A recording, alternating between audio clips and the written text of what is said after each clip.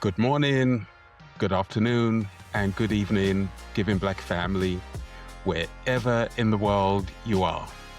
Welcome to another exciting episode of the Giving Black podcast. Today, we're joined by Michelle Renée Jackson. She's an award-winning filmmaker, photographer, philanthropic strategist, and founder of Simuel Murray. Her work centers on protecting and uplifting African history through culturally grounded storytelling. With nearly a decade of frontline philanthropic experience, Michelle has built a career at the intersection of narrative change, donor engagement, and Black historical preservation. With no further ado, it gives me great pleasure to introduce to you the one, the only, and the very special Michelle Renée Jackson. So Michelle, welcome to the Giving Black podcast. I'm so excited for you and I to have a conversation. I tell you, I'm excited on many levels. The first is that you are in an area that I am curious about, professionally speaking, which is the arts, and particularly the connection that we have as Black people, no matter where we are in the world as Black people, to the arts. It's almost like a primary form of expression, right? So I really want to get into conversation with you about the arts and how things are faring and have been faring, certainly since 2024, when it seems like all of our worlds as Black people were turned upside down.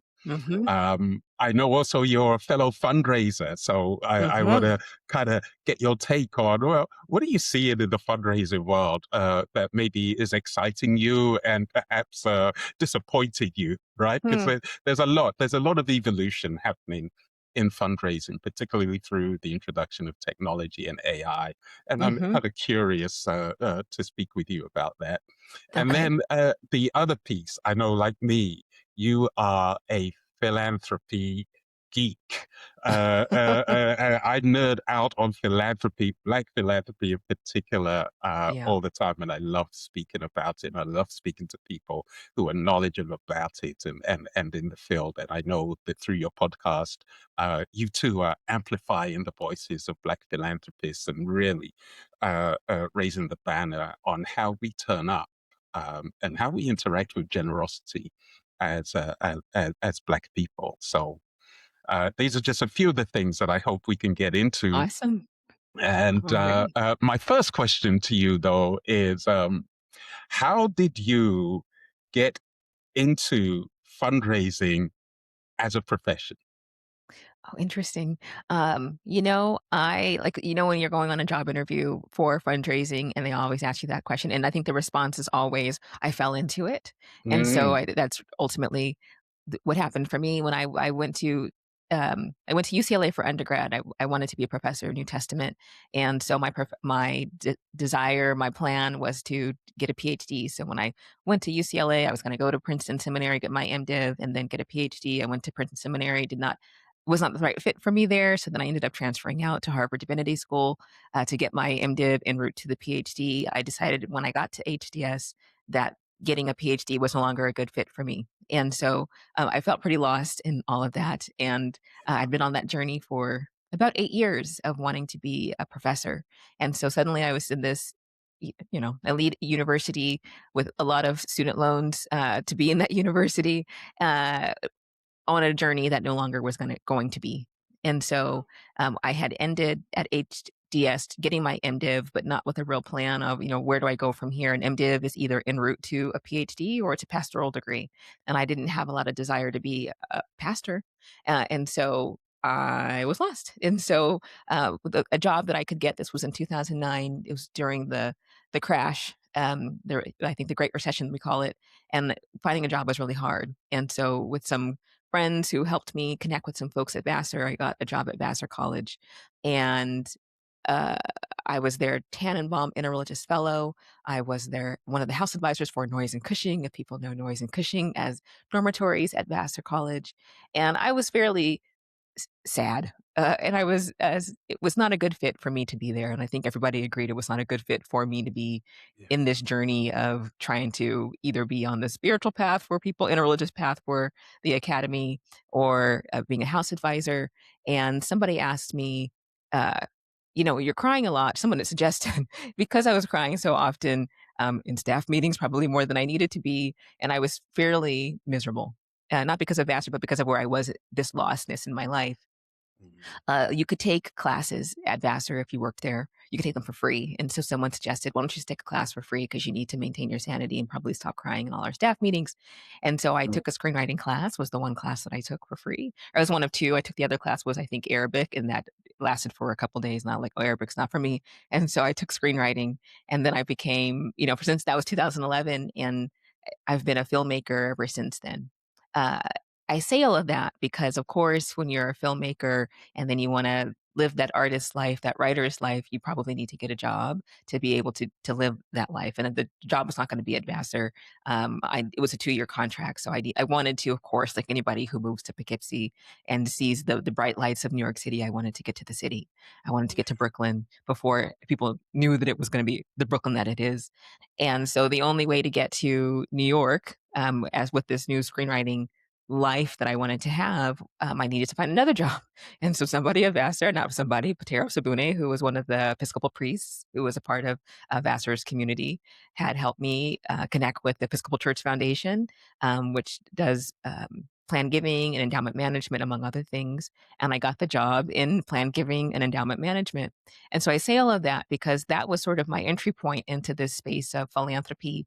And in this case, not a direct frontline fundraising position, but I was, because I wanted to live in the city, needed a job to be in the city. I was working at ECF. And so again, with all transparency, it was not a great fit for me, right? I'm an artist. I want to make a film. Working in plan giving and helping people think through their estate plans at the national level was not what I'm called to do. I think we can all agree that's not what I'm called to do. And so then my next job after that, I stayed there for about a year. Uh, was at Rudolph Steiner School in Manhattan, where I became one of their alumni director, and that was annual giving, and that was my first entry point into fundraising. And then, as anybody who, and this is in 2011, 12, this is pre Netflix and all those sorts, and pre Netflix, um, pre having to be in Los Angeles to be a filmmaker. So at the time, I wanted to be a TV writer and get into film. And so the call for anybody around that time was you have to be in Los Angeles. And so then I got it again, this whole theme of I want to be an artist. I have to be able to pay my bills. What's the job that I can get? Well, I already have experience in plan giving and endowment management and now annual giving. Then I got into major giving. And so I got a job for a nonprofit for a Catholic education community in Los Angeles. And I was their major gift officer for a bit of time. And so all of this was in service of me being able to be a screenwriter, a filmmaker full time one day. And so I then left. When I had one of those really shitty experiences that people have sometimes in nonprofits, and it just wasn't a good fit for me to be there anymore. And so I left, and then I started running our company, Simuel Murray, our production company, full time. But I did enslaved narrative work as a filmmaker, and I wanted to fundraise for that. And so since then, I've still been as a filmmaker. Fundraising for my own projects. And I will say all this, one interesting thing I cry a lot. There's a theme of me crying in my life quite a bit. And I remember when I was uh, driving through Los Angeles right after moving from LA, moving from Brooklyn back to LA. I remember driving and just sad because I didn't really want to be in LA. I really wanted to be in Brooklyn, but it was one of those, if you want to be an artist, you want to be a filmmaker, you've got to be in Los Angeles. So I was there begrudgingly and mad. And I remember crying on the phone one day to one of my friends, Herman, who's one of my dearest DP friend now still, who's still in Brooklyn, and saying, I don't know why I'm here. Why can't I just be a filmmaker? Why do I have to be a fundraiser, to pay my bills full time? And I remember Herman said, well, maybe, God has you there so that in the fundraising space, so that you have the fundraising skills to raise Yeah. money for your own projects. I was like, that's the dumbest thing I've ever heard. And then, of course, what is it? 7 years later, it's one of the best skill sets to have that I thank God for, and through our again, of course, through our podcast as well, um, want so badly for more Black people to understand the power of fundraising, the power of being able to move into a room and to be able to leave with a commitment to give. It's Yeah. pretty awesome. At the time, I didn't think it was awesome. I thought it was, annoying, to be able to have this skill set. But anyway, so that's the journey. Being an artist, having to pay some bills as an artist, and falling into fundraising as a 9 to 5, and now that being sort of the lifeblood of how we're able to do this work, which I'm so grateful for. Wow. Wow. Gosh, your story reads like Homer's Odyssey. It It's felt like like Homer's Odyssey. you're just like, as you were speaking, Michelle, this beautiful quote from the Bible crossed my mind that weeping may come in the night, but Sure. joy comes in the morning. Comes in the morning time. Listen, as you were speaking, I was just like, yeah, I see that as a trajectory for your story, certainly my story, and I think for a lot of Black people, our stories as well. There's a lot that we go through to Mhm. get to a destination, Mhm. emotionally, physically, mentally, to get to our destination. And it is also a bit of a testing by fire at times, right? To Mhm. refine us, to make sure we are ready. I believe that so deeply in my heart. I love the fact also that your story, the structures of it in terms of being really sure about what you thought you wanted to do, what your Mhm. calling was, pursuing that with your heart, and then like facing the first disappointment that Mhm. actually, to be in ministry or to pursue divinity just didn't sit well with you. Mhm. And now you've got to think, well, okay, so what do I do, and how do I do that? And I think those are courses in life where we are at the point of discovery, at the threshold of really breaking into um, who we could be and who we should be, are so Mhm. important for us to clock. We've got to be conscious about that, right? Otherwise, we just become passengers in time. We're just going through things and we're not Yeah. able to really understand that it's part of the journey. And so I too fell Yep. into fundraising backwards. I actually thought I was going to get into investment banking. I studied business and all the rest of it, and then found myself unemployed in a recession in 1995, Mm. and found myself also that in England, not many people wanted Black men who were like 6'4" working with them. Wow, that's I just discovered that somebody of my profile was not welcome, hmm. um, and then I started to volunteer in community. And from volunteering, I got my first fundraising job, and I loved fundraising, and I found I was really good at it, and Hmm. I have stuck with it now for literally all of my professional life. And so, thank you for sharing, because I think it definitely your words definitely resonate with me, and I know they're going to resonate with our listeners too. Now, the reason I started with that question is because I know you are an artist, a filmmaker, and I'm curious since 2024 when Donald Trump came back into the scene. Um, he's really made a play, I would say, in my own words, to um, erase Black people Mhm. from, I guess, the narrative of the USA, number one, but also even in our places of, even in places of work, right? And I'm really curious, just thinking about things like uh, before Trump came into power, I think unemployment amongst Black people in the US was about 5.3%. Literally within months, it had risen to 8.3%. And Mm. most of those people who were made unemployed happened to be Black women. And so, as a Black woman, in as a Black woman artist, creator, fundraiser. How has your world, your field changed since, have you even felt the change sit with you? How did it affect your work, your creativity, your access to funds, your inclusion and belonging in community and society? Have you felt anything that has shifted?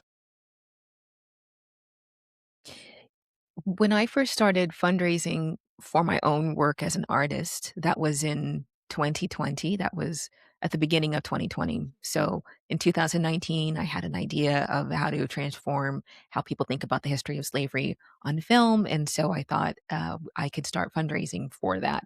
And so in 2019, of course, one could never predict COVID or George Floyd or any of that.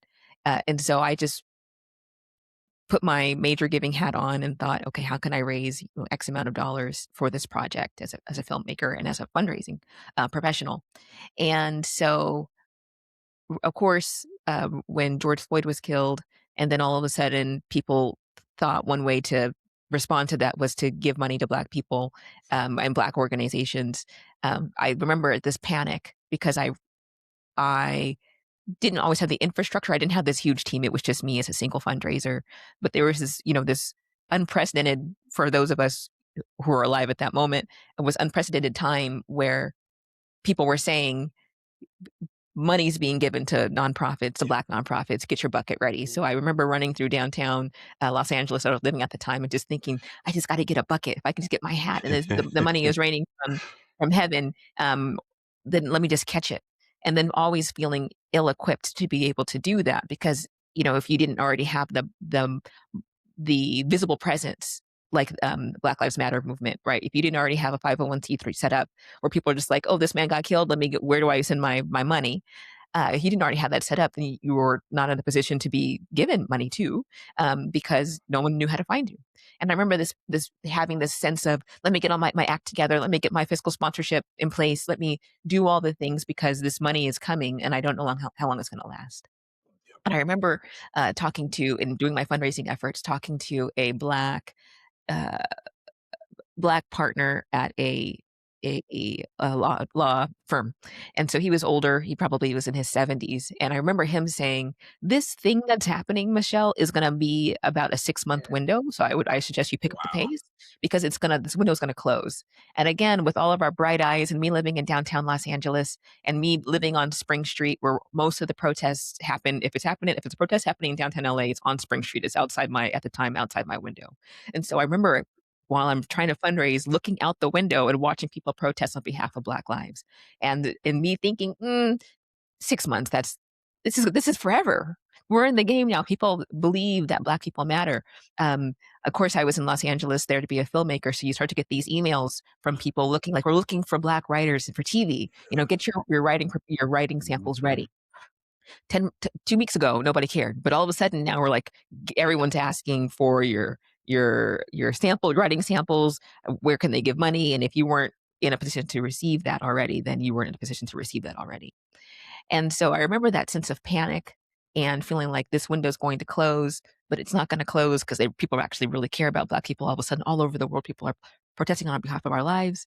And and we received money. We got our biggest gifts, $100,000, $200,000 gifts from donors who it seemed very much like were responding, political donors who were responding to this moment.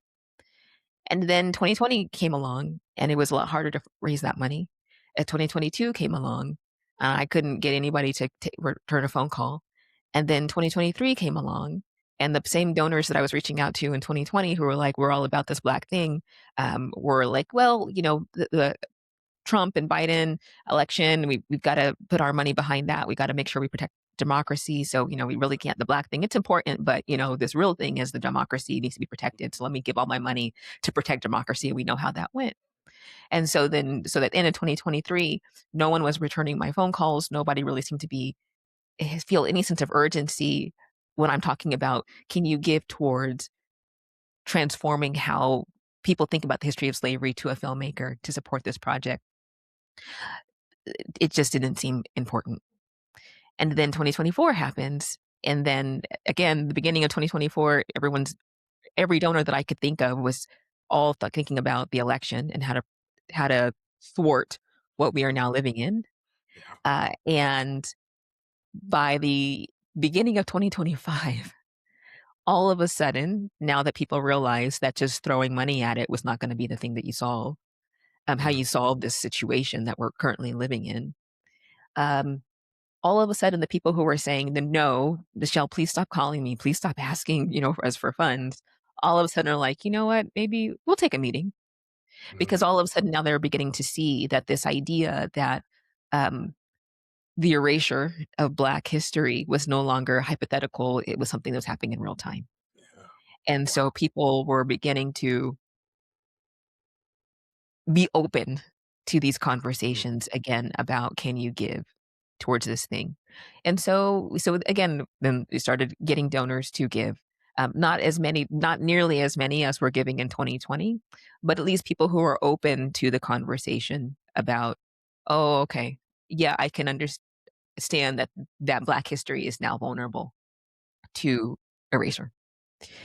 Yeah, so I say all of that because I find this exhausting as a Mm, fundraiser, to mm, chase trends, particularly as a Black artist and who's raising funds as a Black fundraiser on behalf of Black art, on behalf of Black history.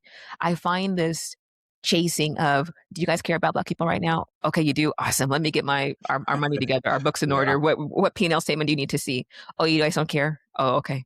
Oh, you guys care again? Oh, okay. Yeah. Let me, Yeah. and it's exhausting. And so one of the on our podcast, Black Philanthropy, our stories, of course, a couple of weeks ago, we did an interview with Brent Leggs. And Brent Leggs, of course, is a master fundraiser on behalf of Black historic preservation. And he's raised $200 million on behalf of Black historical sites. And one of the questions I asked him, as someone who's been doing this for 20 years now, of fundraising, is like, do you feel the need to sort of shift and change into whatever trend, whatever one pager you need to now write this week because what's happening in the news? He's like, no, I don't feel the pressure to shift and change because of this president or because of this initiative or because of this attack. Protecting Black history, preserving Black history is important as a truth statement. And Yeah. it was true in Yeah. 1995. It's true in Mm, 2005. It's mm, true in 2025. And it's going to keep on being true. yeah. And I think what I'm learning is hard because I'm as a single fundraiser predominantly most days, and I'm responsible for our operating budget. Just saying, not feeling the urgency every day to get this right, is hard. But I say all of that because I'm trying to hear what he's saying, to simply say the mission remains the same, regardless of who the president is, regardless of who's in Congress, regardless of whether people are protesting in the streets. These Yeah. sites need to be preserved. That is the call. That is the pitch to the donor. And the donor either cares about that or they don't. Mhm. And I think there is a way in which his perspective can lift some of the weight off of our shoulders, of at least feeling like I actually have some control over any of this, right? Yeah. Because I think that's the most painful thing about being a fundraiser. You actually don't have control. You have control in your No. prospecting, you have control on your outreach, you have control in your ask and how you prepare for your ask, but you don't have control on the outcome. And so then that's just, you and I both know, that's just good old fashioned best practices. How many people are you reaching out to each day? Who do you have in your pipeline? Are you moving them through the Mm, process? Are you doing your mhm. cultivation? Are you doing your stewardship? Those are things that you could control. But Yeah. who's actually saying yes? You can't control that. And so Mhm. that is for every fundraiser, regardless of what they're fundraising on behalf of. That is some way can be freeing to say, Yeah. I don't, there's not much that I can do to control what's going to happen. So then why am I then worried about how these donors are now responding to this moment? Or do they care about this moment? Or, every time we turn on the news and we see that the National Park Service is actually in real time chiseling out enslaved names. It's Yeah. like, oh, I need to send out a newsletter. I need to, Mhm. put my pitch together. It's like, no, Mhm. Mhm. no, I don't think so. I mean, I think I could, there's a world in which I can imagine if I had a fundraising supervisor, they would be like, you need to jump on this moment, Yeah. Um, But I guess for me, I'm just trying to I think it's long term. I think that's what Brent iterated over and over again. It's long-term strategy. It's not short-term strategy. It's what does your long-term fundraising strategy look like over 1 year, 2 years, 4 years, 5 years? How do you create a culture of philanthropy? If that can't be a culture of philanthropy cannot be created because of what the National Park Service is doing. That is Yeah. reactionary. That there's a tool, there's opportunities to then put on Instagram, this is what's happening, you should give to this thing, but that's not actually gonna get you, I think, to the finish line or get us to the finish line for those of us who are fundraisers. And so, I guess that's a long way of saying is that I find starting to fundraise on behalf of Black art at the beginning of the Black Lives Matter movement, that was a short window time, and then seeing the experiences ever since then of fundraising, I find it to be have found it to be painful, um, and Yeah. exhausting, and I think colleagues like Brent are reminders of there's always gonna be threats, there's always gonna be waves. The work, it does not rely on the waves. The work relies on the mission of why this work is important, but I wonder what you think about all that. Oh, every single word you said resonates so powerfully with me. I want to go back to what you said, but there's a lot in there. You said the fundraisers are not in control of the outcome of their work. So when we ask, we're not in control of whether or not the donor will give. That is my number one philosophy about fundraising. However, in the fundraising sector, there is a major fallacy that takes root where fundraisers actually believe they are in control. So when the donor writes a check, they're like, oh, look at me, I'm like best thing since sliced bread. And I'm Right. like, actually, the donor is self-actualizing at that moment. They've been on a journey for 20, 30 years thinking about their philanthropy. And it just so Mhm. happens you're the fundraiser at the time, Right. right? So this is where opportunity meets preparation. But the idea that we get to control donor behavior is something that I personally find quite objectionable as a narrative about fundraising. And I know a lot of people don't agree with me. There are a lot of people who jump into the psychology of, what font to use, the PS and all of that jazz. Mm, But and even in the major donor world, that if you can be persuasive and build relationship to a certain extent, yes, but we're not in control. right. Right. I don't want any fundraiser to believe that they're ever in control of my action. Like, please don't. Right. Don't think that. We say here that black is the new black. What does that mean?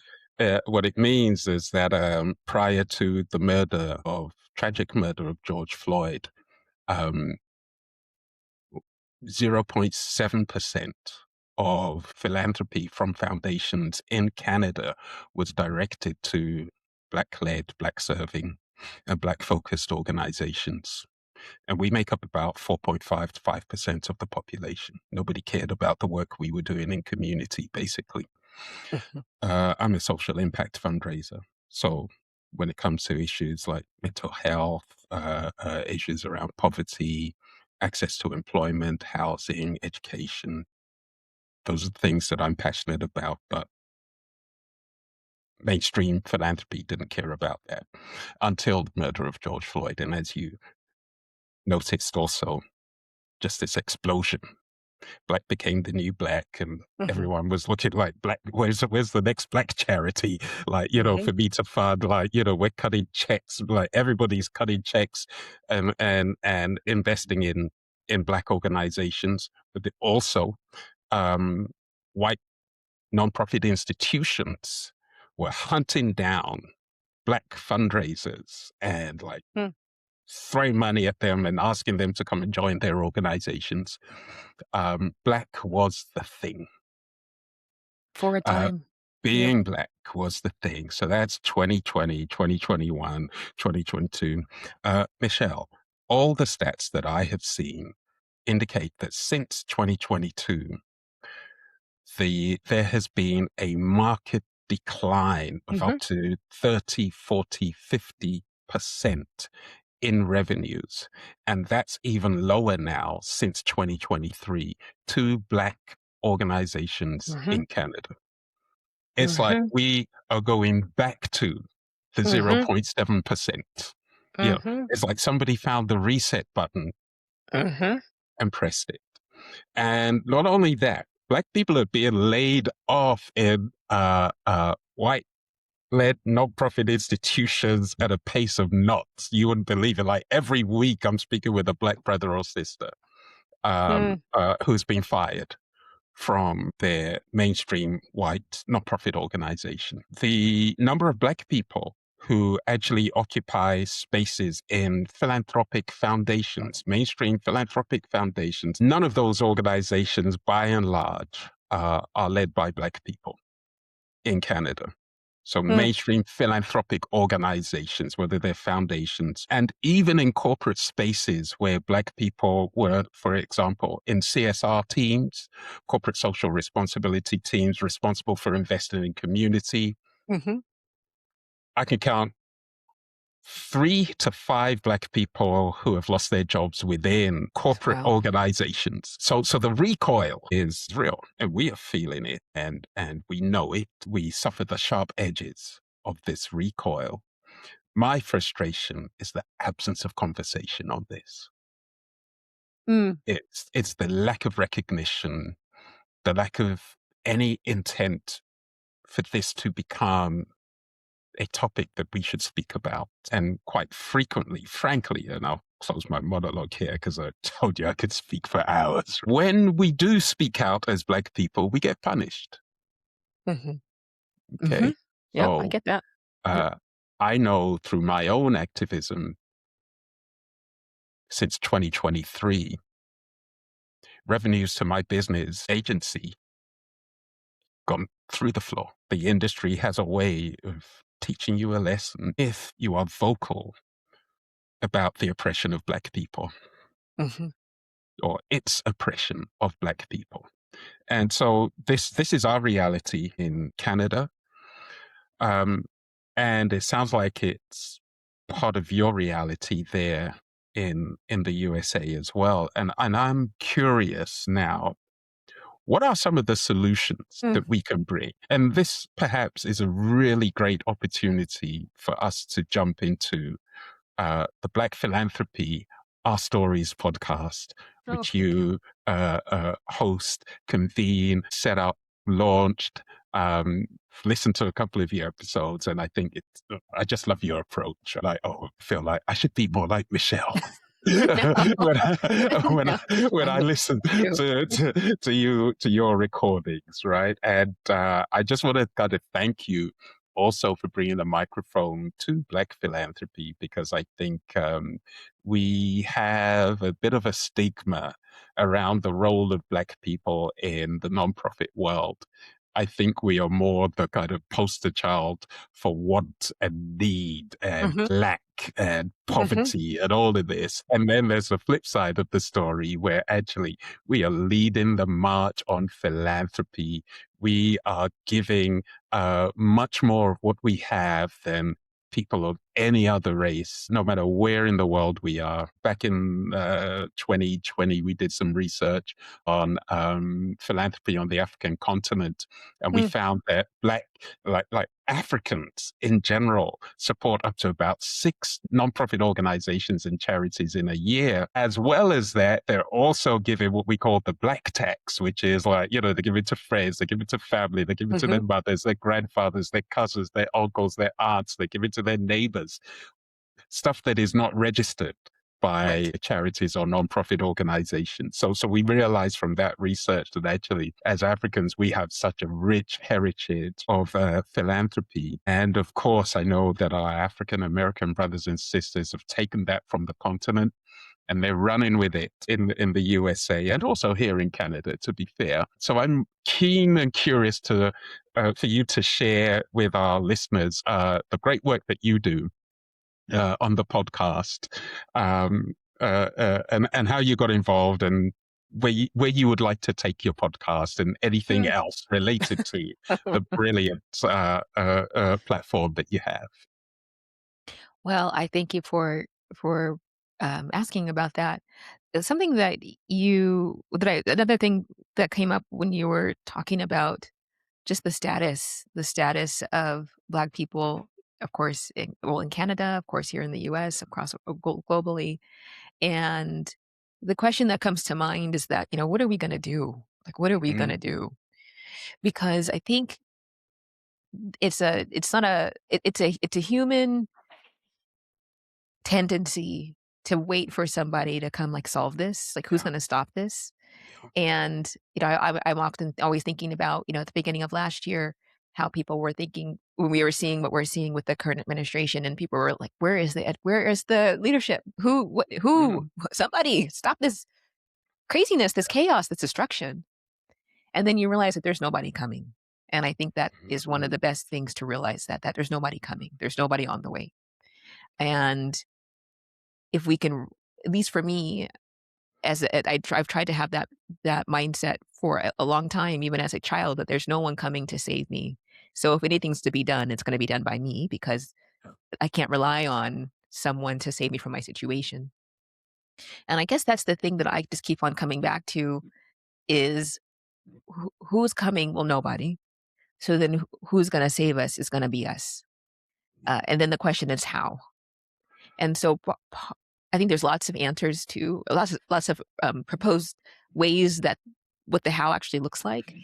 But I think philanthropy, to me, is a big component of that, Yeah. because what is not controlled, there's lots of things that are being controlled right now, right? An employer can come to you and say it didn't work out for you. The board decided. I know exactly what that feels like. My employer comes Me to me, the too. board decided, Yeah. right? It's painful, right? And Mhm. then at least for me, I never want to be in a position again where I can have an employer or a board determine whether I can pay my mortgage or my rent or not. Absolutely. So hence Absolutely. the self-employment it's painful, but you're free ish. Yeah. You're bound to other things, Yeah. urgency, tears, pain, Lord, please. Yeah. Yeah. Um, Yeah. but I'd rather be bound to that than Mhm. whether an employer feels like, based on the trends, we don't think that you're a good fit for us anymore. Absolutely. And Yeah. so there's that. And so I think what's awesome about philanthropy as a sector, as a phenomenon, like, well, let's just say as a phenomenon, I can't speak for Canada, but at least in the US, is that it's not well regulated, right? No one can Mhm. determine how you give money to anybody. Like, you can go into your pocket and Yes. give to whoever you want. Yeah. And I think that's the thing that I'm just for the podcast, trying to think through, how can I, as people who want to amplify the ways in which Black people show up in this space, how can we get that on the radar of more Black people? But also, how can we be more strategic in our collective action towards that? So I say that because I have found, so the podcast, is for what it's worth, is that it's sort of an accident. It's not that I ever had the intention to have a podcast on Black philanthropy. I was just pretty lonely. And as a small business owner, as a solopreneur most days, as a solo fundraiser, I'm pretty lonely. And I have found the space of the fundraising and the space of philanthropy to be a predominantly white space. No surprise there, right? If you're operating on the plan giving and the endowment management, these huge Yeah. institutions, institutional philanthropy, major donors, all of that, then it's mostly white, at least in my experience. But I know I'm not alone in that experience. You're not. And Mhm. no, and so when I went to Harvard's Black Alumni Reunion in 2024, you got 1,000 Black people. There's joy, there's glasses, there's hair, there's colors, there's Yeah. there's hope. And I was going through the Whova app, and I just started to see people who were in philanthropy. And I was like, well, where have these people been? And it was like 5 people, but Yeah. for me, it felt like, where are all these people? Where have all these 5 people been, my entire life, where I didn't know but one or two Black people in the sector of philanthropy on any capacity. And so then I just left there. It's just, I think, October 2024, I left uh, the reunion, just driving away thinking, maybe I could do a podcast about this, because Yeah. I'm not gonna be maybe there was a fear of, maybe I wanted to be one of the cool kids. There's likely part of it. Like, I wanna be a part of this Black space of people who are in philanthropy, but I'm not gonna do it as a funder. I'm not Yeah. gonna do it as a and I don't want to be a fundraiser professionally in perpetuity. That's not my call. So what else can I do? Oh, I tell story. I'm a storyteller. Yeah. So then at Mm, least if I can mm, add anything to this community, the least thing that I can do is provide a platform for people to tell their stories, and then didn't yes. have a plan besides that. So when you say, you're listening to our podcast, and you like how it goes, it's like so much of this is making it up as we go along, like sort of falling into Yeah. it. In the first Yeah. episode, you can feel like, oh yeah, she's they're making it up as they go along, but that's fine because we're telling the truth, It's and we're okay. yes, Yeah, right. absolutely. Mm, So I say all of that because now that we are coming around the bend of our year anniversary of launching the show, we launched the show on Father's Day of last year. Um, my father passed in May 20th, which is coming up in a oh, couple of wow. weeks. I'm So sorry. oh, thank you. Well, I say all that because my dad was awesome, Solomon Neil Jackson III. But I think one of the mistakes, a huge mistake that I made, that I think a lot of people in philanthropy make, is that they see men like my dad who didn't have, a lot of money, but was a lover of people. And I didn't Yeah. ever see him Yeah. as someone who was philanthropic. I just saw like, well, my dad just, he's he makes a lot of food for people, and he sees Mm, people walking down the street who are homeless, and he invites them into their home, and that's just what my dad does. But yeah. philanthropy is writing big checks. Philanthropy is getting a Mm, CGA or mm, getting a charitable remainder trust, and that's what real philanthropy is. And it wasn't until I started the podcast prior to my father passing, and was just learning a lot more with our guests about the Black tradition of yes. philanthropy. That philanthropy is not new to us. We are not new to philanthropy. We've been in Mm, the game mm, prior to coming to this country, at least in the yeah. U.S., and we've been doing it ever since then, right? But I Yes. made that mistake of excluding my father and men like him and women like him from being philanthropic. And so one of the things that I did when my father passed is that I redid our first episode just to acknowledge my mistake in not including him. Yeah. And I say all of that because as we're coming up on his anniversary of saying goodbye to him, but then also the anniversary of our show being on for a year, and I think 2 days ago we aired our 31st episode with the Mellon Foundation president Elizabeth Alexander. After 31 episodes, the first 3 episodes, you're like, I don't know what I'm doing, but I'm just here to be supportive. By 31 episodes, I have a little bit better sense, but still, I don't.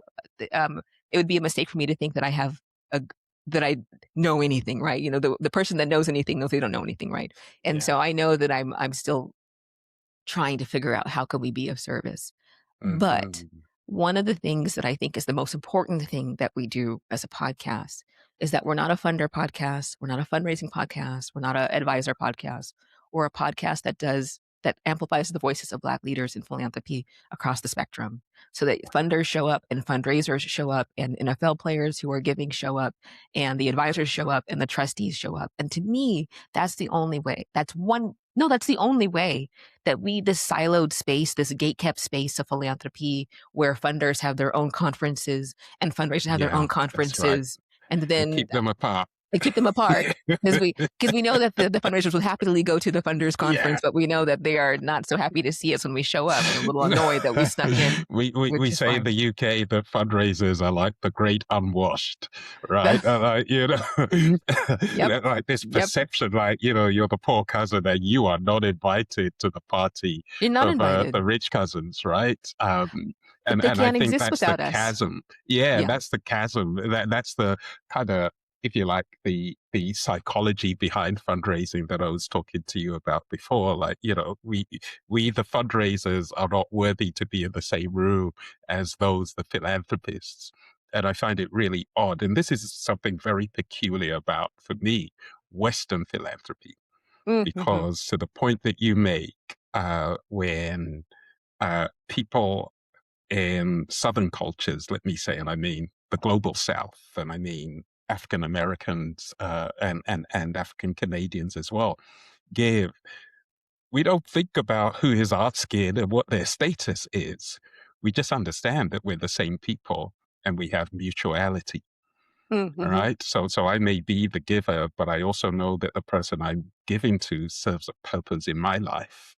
It's not that we keep each other apart and we are not worthy to be together. As a matter of fact, our togetherness is what defines us and enables our philanthropy to thrive, right? You Mm-hmm. know, and so I find that also just by way of comparison, you know, this traditional Western model of philanthropy compared to those traditional forms of philanthropy that come from African culture and very well exemplified, in my opinion, in African American philanthropy.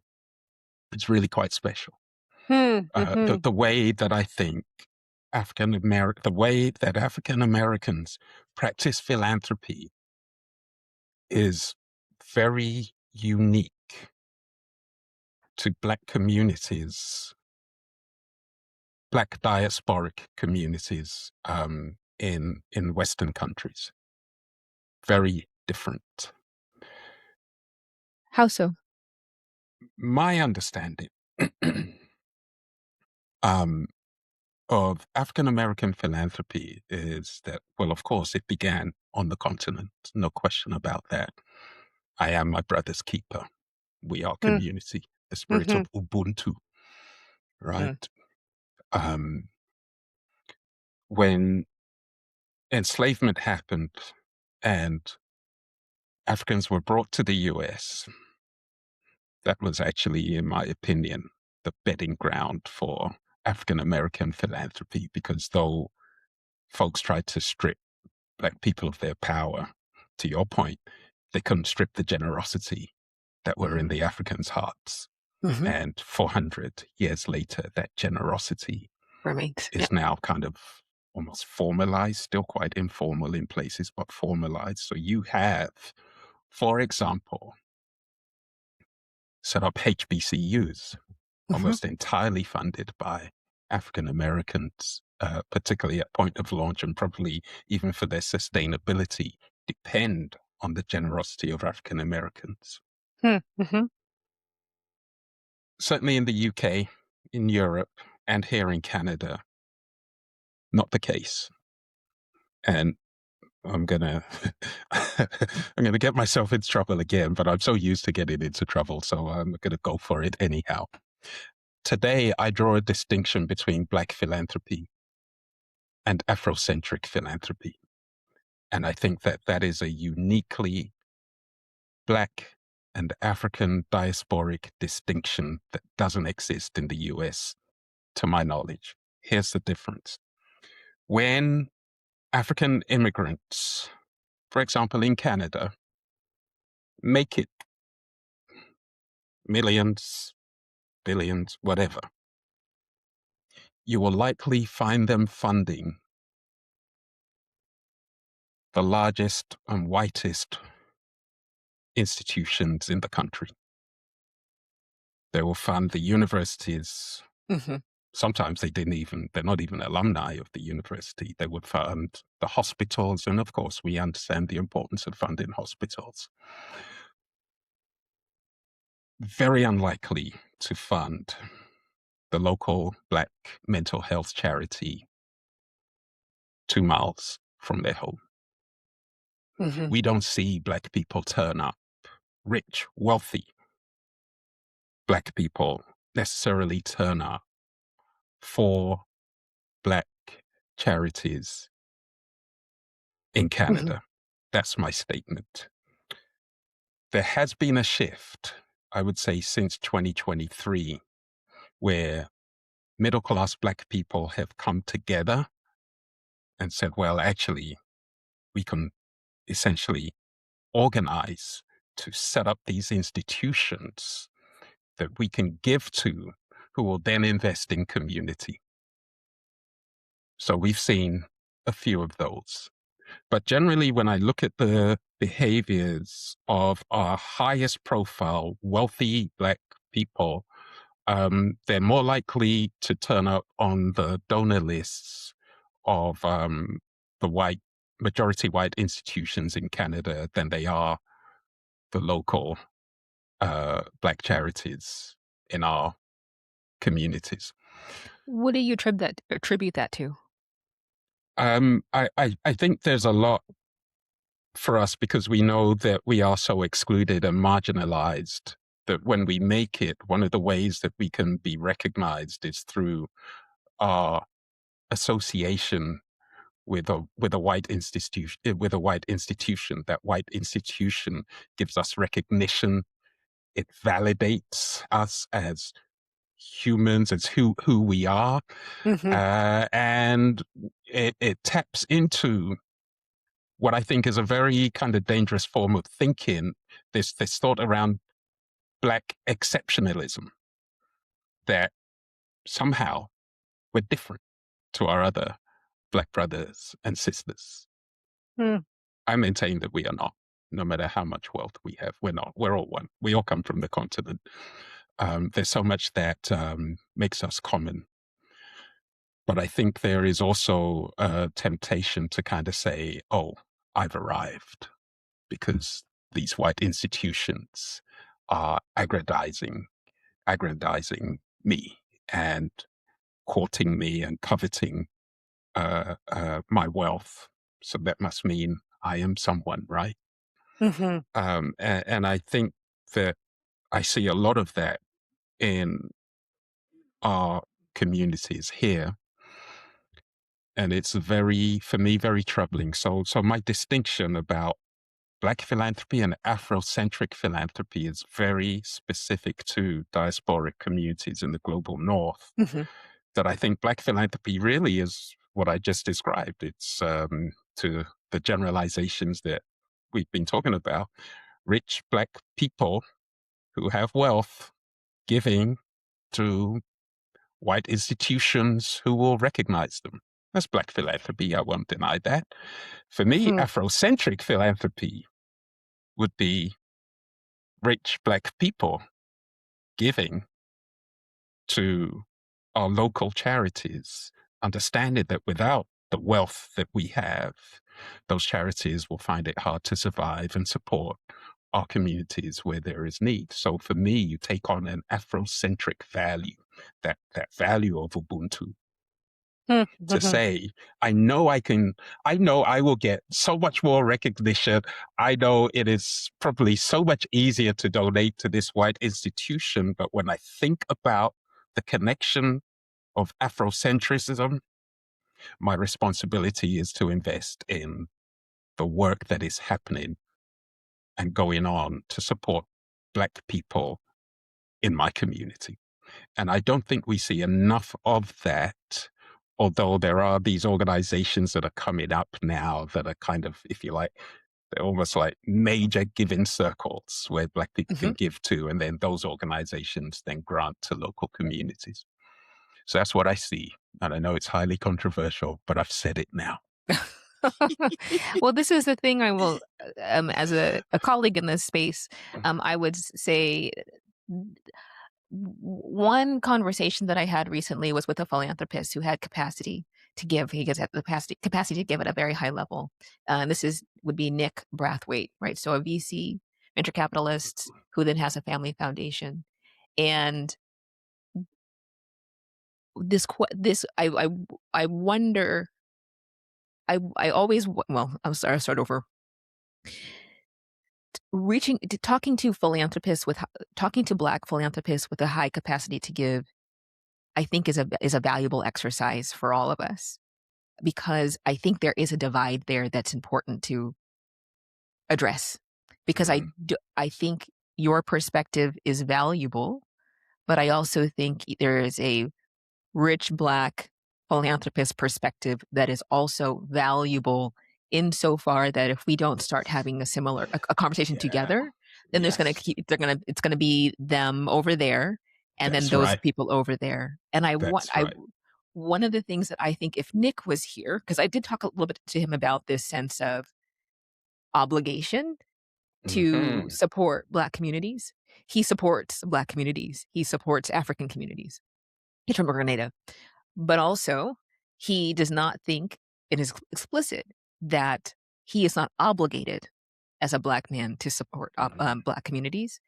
And I think he would also argue, I know that he would argue, that ultimately Black people are not entitled to any money, or anyone's entitled to anyone's money, right? Which is a perspective that is important for, I think, those of us who are trying to figure out why aren't so-and-so, so it's not Nick, because Dick does support Black communities, but why aren't the so-and-so supporting these Yes. communities? Because there might be a perspective of, well, that's either not a community that I'm connected to, right? Yeah. This comes back to our fundraiser hat. Why do people give? They give Mhm. because tax deduction sometimes. They give Mhm. because it's their values sometimes. Yeah. They give because they care about that community. It's in alignment with their values sometimes. They like to go to the galas. We know that category Mhm. sometimes, right?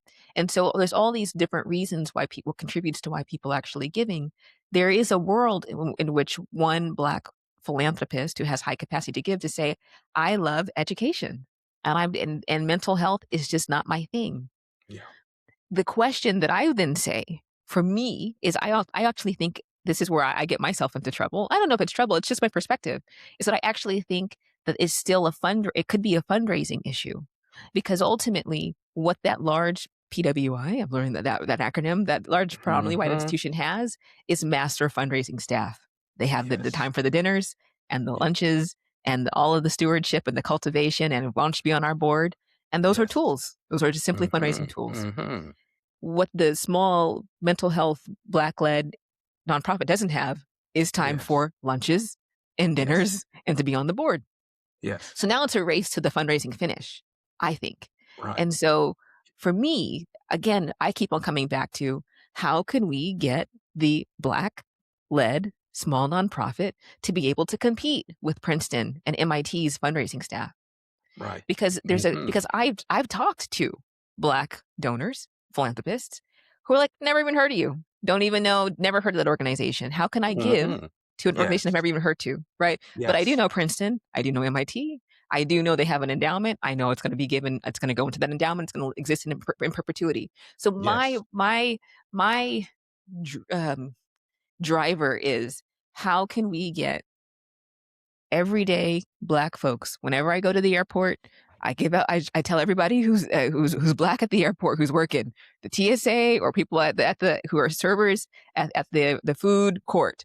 Listen to the podcast. There's a whole world for you. We need you. We need Yes. you. We need Yes. you Yes. because there are skills that you can acquire in fundraising or become a program officer. Do something that this very predominantly white community, the sector of philanthropy, Yeah. need you. But more importantly, Black people need you to Absolutely. understand how to compete so that when the Canadian Black billionaire or the American African American Black millionaire or millionaire or the NFL players, we've had Mhm. conversations with LaDainian Tomlinson, right? Or Erica Moore, or pardon me, excuse me, Erica Swilly, both I'll put it on the podcast, but Erica Swilly, who runs the NBA PA's foundation, who Yeah. advises all of these NBA players who want to give.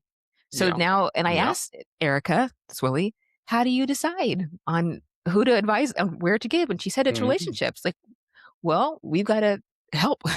What can we do Yes. to help her know more communities? Because ultimately, Absolutely. this is the thing we're Yes. getting ourselves into is that people are doing the relationship thing. That's what Yeah. philanthropy is. It's relationship based. And so, how do we get Erica Swilly to know Heather Infantry, who runs the Giving Gap, Absolutely. right? So, what Yes. do?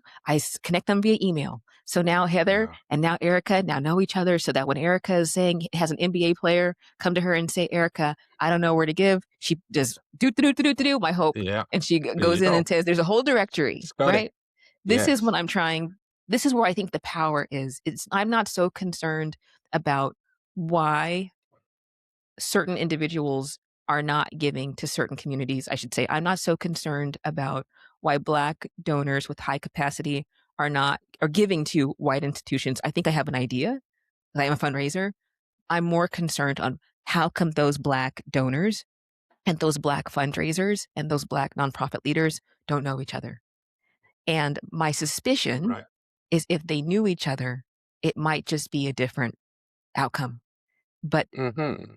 that Black billionaire has gatekeepers like every other billionaire does, and every other millionaire does. So you've got to find a way. They have advisors. How do you get to the advisors? And on and on and on. And so I say all of that because Yeah. I just think the answer is for me is we need to empower, we need to equip every TSA worker who's Black, Yeah. everybody every church, Black church that doesn't know about endowments. If we can help people start to understand there's a place for you in this sector, because Hmm. no one can control how much money I fundraise and how much money you fundraise and how much money the Yes. security officer at the New York Public Library that I'm always thinking about fundraises. No one Yeah. can determine that. But if they don't have the skill set, or they don't even know that you can get a job, or you don't even need a job to be able to fundraise, you did it as a volunteer, Hmm. then we're in this constant state of, what are we going to do? And Yes. I don't think our podcast is the answer, but I think it can be an answer to this leaderless moment that we're currently in. Mm. And I would say, Hmm. particularly as it relates to Black people, we don't need a leader in the US nationally for Black people. Um, we need a We need Black people community. leader, I should say, if that Yeah. makes sense. I'm Yeah. going to say that over Yeah. again. I don't need, a new president to save us. I don't need a new Yeah. Congress to save us. It'd be helpful. And we're all praying Yeah. for that. But in Yeah. the meantime, Black people, I think, need to start having more conversations together. Also, Yes. knowing we're not a monolith. Also knowing that we all think about philanthropy in different ways. And the people who tend to have the most money tend to have a different perspective from the people who don't have any money. Uh, Yes. and Hmm. that lack of conversation together, I think, is problematic. And I'm just trying to help out with the podcast Yeah. to be No, able to solve that. absolutely. And everything you have said, I absolutely agree with. Um, and I think conversation is the starting point. This is where we have the great opportunity to understand commonality, right? Being able to speak with each other. It's a very important tool. And so the platform that you have and that I have, Hmm. where we can tell the stories, importantly also that the stories are archived, Hmm. right? That they become part of the narrative and part of Hmm. history. Um, but I still draw um, that distinction from where I sit because um, I think every charity has the same evolution, pretty much. The first 10 years of Harvard were about struggling to survive, I imagine. And the first 10 years of our mental health, local Black charity, is also about having to survive.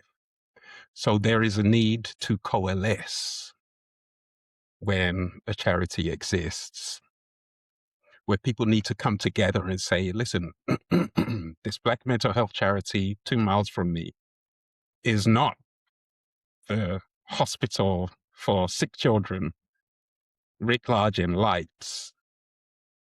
But the fact of it is that it will never be if you don't support it. Sure.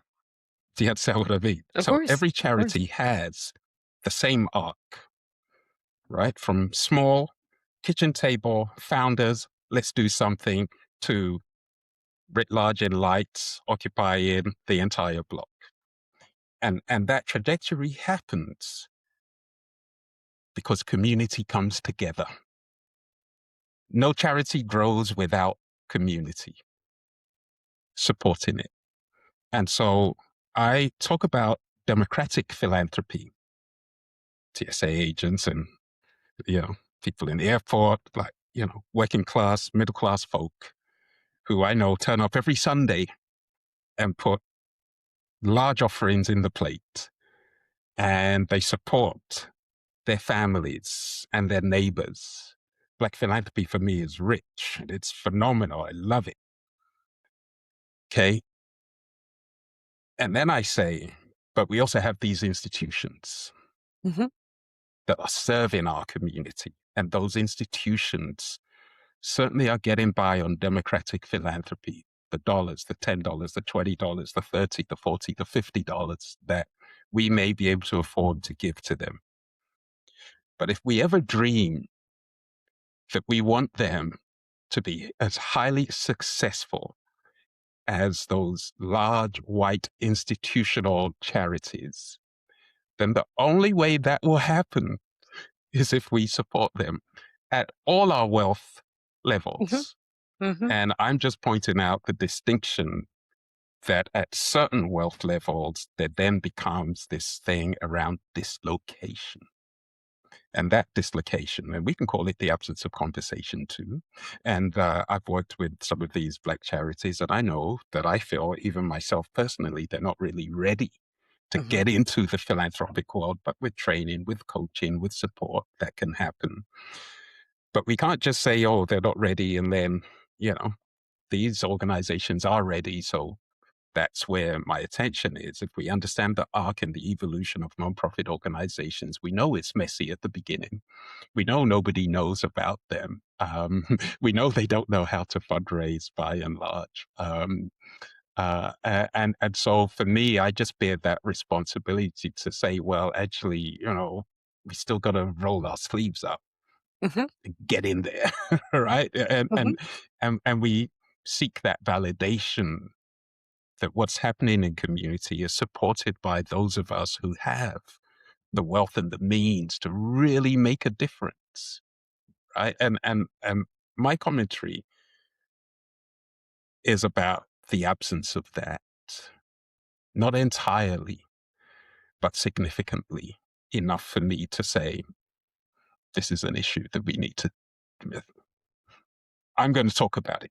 That was really all I would say. And um, I'm proud of Black philanthropy. I'm proud of Afrocentric philanthropy, but I think this is a time for Afrocentric philanthropy.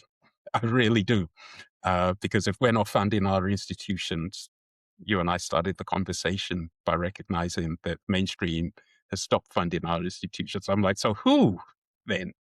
What is our role? So that's where I kind of feel the conversation needs to be had, and certainly I'm happy to be a facilitator, convener of those conversations, and we do that through the podcast. Um, but I think there's more going on, um, that perhaps just one person may not be that's right, able that's right, to kind of boil the entire length, breadth, and depth of the ocean of the issue that we're talking about. yeah. So anyway, Well, I'll just add to that, that I think that's what can feel overwhelming about it is, at least from for uh, me, is that no, it can't just be one person. It can't just be our podcast. It can't just be your yeah, podcast, right? It can't, yeah, we can't do it on our own. But I also think part of what you have and what I have as creators in this space, content creators in this space, I don't like that word, as storytellers, as conveners mhm, in this space, as colleagues in this space, is the scalability of these sorts of conversations, right? And yeah, so yeah, being able to have your voice, my voice, all of our guests' voice to be able to reach beyond a local conference, reach beyond a mm, local board member mm, meeting, but being able to reach into people's homes across the world, to me, is what gets me yeah, excited. But it also, again, feels like, how do we reach all the people that we need to reach? yes, One also thing I do think it's, at least for me, worth mentioning, and I just want to be careful for my own sense of how I think about Black donors, 'cause it's a question that comes up over and over again, like, "Why don't Black people support the work that I do? It's on behalf of slavery."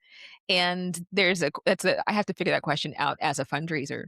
But I think I also risk, at the same time, by focusing on that I'm not focusing on the donors who are not Black, who have given $100,000 or more than $100,000 mhm, at this point. yeah, yeah, And absolutely, and the question then, of course, is why? Why is it important to Sarah Morgan out of Houston to be able to give us yes, 2 gifts of $200,000, right? mhm, When there's other people that she can give to. And so I think, while I keep on saying, yes, yes, the numbers of philanthropic dollars that have been given to Black people and Black communities, I should say, since 2020 is on the decline, but we can all sort mhm, of assume that that decline was also about, I don't know that you were in it for the long term anyway. So you Yeah, wrote your check, you got your absolutely. tax deduction. It's transactional. It was transactional. It was Mhm. reactional, transactional. But at the same time, um, what it also was a reminder to me is that it can't just be Black people alone that are also Mm. supporting, and we Yeah, know that HBCUs are not supported only by yeah, Black donors. We know that there are plenty of other donors who also support, and so I think for me, it keeps on coming around back to that. I can't, um, thwart the idea as a fundraiser that I have to find the people who care about this and keep it moving for more people who care about this. And yes, if that person identifies as Black or anything else, at some point has got to be, as far as our operating budget is concerned, irrelevant because yeah, it's the people who care about us. that's right. And Yes, but also but also when we know that certain people don't care about us anymore, then we have to also look to ourselves and say, it might just be us again. yes, And we've got to, yes. I think so. I guess, I hear our guests always saying, they're always in the back of my mind when I'm having conversations. And I think it would be Ray Ramsey who says, it's a both and, not an either or. Mhm, And so mhm. we need Black people to support Black people. We need not Black people to support Black people. We are a minority Absolutely. in Yeah, Canada. We are yeah, a minority in this country. We cannot do it on our own. And we've never done it only on our own, that's but right. we can't rely on anyone else showing up for the party. Yeah. And we've got to be ready to go if nobody else comes. Ready to go indeed, and that's the thing that I think we need to be able to support and amplify through our work. Um, for me, it's about the organizing and the mobilizing towards the sustainability of Black Afrocentric philanthropy and the organizations that represent our cause. And actually, personally speaking, I wrote an article recently and I say that, most of my philanthropy until I sat and really reflected on it, has not been towards Black-led, Black-serving, Black-focused organizations. So I realized that, oh my goodness, I'm right in this. And then when I check myself, I'm like, oh, but I exhibit those behaviors too. And then when I asked myself why, Mhm. I was like, oh, to all the points that you make, visibility, proximity, all of those things that I think make it easier to give. We're going to wind down now, and I have a question for you, Michelle, if I may. Blue sky, big picture. Um, where would you like to see yourself, your podcast, your work? Where would you like to see it go? What does thriving look like for you? Mm. What do you dream about for yourself, for your business, for your career and your profession? I would like to be a artist who gets to be an artist. It doesn't have to be an artist slash accountant slash salesperson slash fundraiser slash social media marketing manager. My goal is my biggest dream. I think, well, I should say one of my dreams is to be able to have a company that grows and that allows me to do, I think, what I'm called to do, which is to be a storyteller, and the freedom to do that without having to always think about money and how am I going to pull this off. And I would say that same thing for the podcast. I'm so grateful to do this podcast. I'm so grateful to do. Um, I'm so grateful to show up in listeners' lives in ways I never anticipated. When people tell me that we helped them get through their father's triple bypass surgery or that they were gonna thinking about quitting and then they heard LT's episode and were like, that was God speaking to me. I don't need to quit. Or they just feel like they're going through a really hard time and we're able to show up for them on a weekly basis. I'm so proud of that and had no idea when I was leaving Harvard that this would be something meaningful for people. But being a host and a producer, uh, that you've got to also sort of look over your shoulder and say, is this sustainable for us if we don't have the funding that we need? Yeah. Again, it's exhausting. I'm very tired. I always say that I sound very tired. I'm usually tired. I'm either crying or I'm tired, or both, or crying because I am tired. But all that to say is I just like to be free. I'd like for this Yeah. show to be uh, a show for me. Of course, I'd love for it to be a number one show. Of course, I'd love it to be a show not in service of me, but in service of our listeners, that people can come and they can find hope, that they could come and they could say, you know what? I'm going to go apply for a job. I'm going to create a job. I can just fundraise. I don't actually need to have a nonprofit behind me.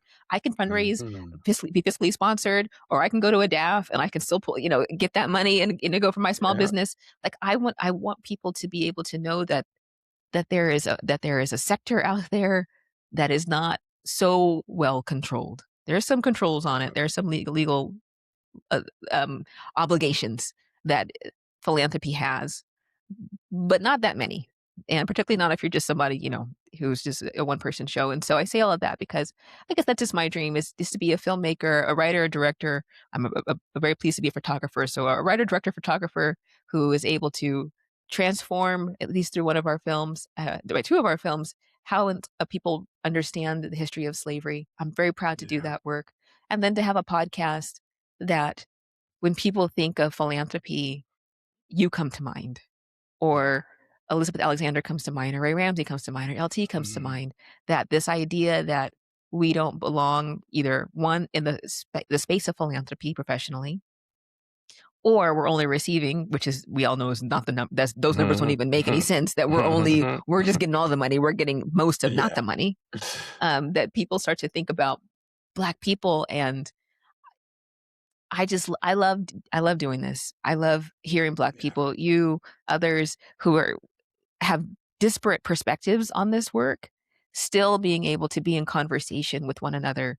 Yeah. And I've all to say, I love that, for all of our listeners who are finding themselves as the only in their space and they can share Yeah. this podcast with their colleagues, that you and I can then be a voice in the room, in the board meeting on their behalf, Mhm. because they're just listening to us talk and like, well, that sounds familiar with what he's been saying, in all our Mhm. staff meetings. It's like he's not crazy. There's other people who are saying it. Um, is to me a real honor that we can provide friendship and collegialship and love and brotherhood and sisterhood Yeah. to Yeah. people we don't even know, who are Mhm. in the thick of it right now, Yeah. um, is a real privilege. And so I thank you for being open to having a conversation together and having me on your podcast. It's my first podcast that I've ever been on. So thank you for that's not Oh. our own podcast. So thank you for giving me the opportunity to be with you today. I do appreciate it. Oh, Michelle. I'm so honored to have you on the Giving Black podcast, and knowing that this is your first time as a guest on a podcast makes So me weird. even more honored. Wonderful. I am praying that all that you have shared about your ambition of wanting to focus on your artistry, to make films and tell stories, I'm praying that that comes true for you. Thank you. I feel that all of us in this space are somewhat living in isolation. It is very lonely. It is very taxing. It is, gosh, it's hard work. Um, but I started off saying, when you first started sharing your story, that as I heard you speak, I reflected on that Bible verse that weeping may come in the night, but joy comes in the morning. And I pray that you will see your dawn and your morning, and you're doing it already, frankly, sis. Like, all Thank those you. things I that know. you are saying, you're also doing. And I think what you're reflecting is the tough nature of it, the hurdles that come our way. And so I pray also that, that you'll have the strength and the fortitude to continue to do your work, and to be able to overcome those hurdles with funding, with support, with the community that we are building by your side as well. I certainly sign up for that. So on that, Well, uh, can I uh, say one thing before you close out? yes, of course. Something that you said at the beginning of this that I did hear you say, I received it when you were saying that the more you've been clear and open about what you think about and how you care about this space, how that has an impact on your revenue. And Mm, there's costs to that. There's costs to us yeah. showing up the way that we want to show up in the world. And Yes. maybe again, this is because it'll be our first year. This is my first time celebrating a year anniversary with our father being gone. There's something about when you lose the people that you love, that there's just this reminder of what kind of life do you want to live? Like, how do you want to be Mm-hmm. on this planet? And more importantly, do you want to be afraid? I Mm-hmm. think what's so Yeah. exhausting about this chaotic administration that we're living under is like the fear, the constant driver of, you guys should be afraid of us. And I think Yeah. people are afraid. I think whether regardless of what race you are, I think people are Yeah. afraid. But I think at some point you're just like, I remember hearing one of the European leaders at one of those very public conferences for the economy earlier this year say, at some point, you just want to have your dignity. At Yeah. some point, Yeah. you're tired of being a slave. And this is Yeah. Yeah. a European leader saying, we're just Yeah. tired of being slaves and we want to be Mm-hmm. able to stand up with our head high. And at some point, Yes. aren't we just tired of like being afraid to be black too Yeah. much? Like, that Yeah. aren't you just Yeah. tired of board members looking at you like, "Can you just bring it down?" Like, aren't you just over that? I'm over Yeah. that. I know It's you're a over that. journey.